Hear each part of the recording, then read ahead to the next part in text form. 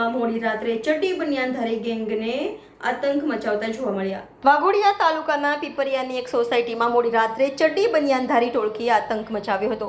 સોસાયટીમાં અડધી રાત્રે ઘૂસી આવેલા ચડ્ડી બનિયાનધારી ટોળકીએ ચોરીનો પ્રયાસ કરતા હાહાકાર મચી ગયો હતો। સોસાયટીના સિક્યુરિટી કેમેરાના લૂંટારૂ ટોળકીના સભ્યો કેદ થઈ ગયા હતા। આ બનાવ બાદ સોસાયટીના રહીશોમાં ભયનો માહોલ સર્જાયો હતો।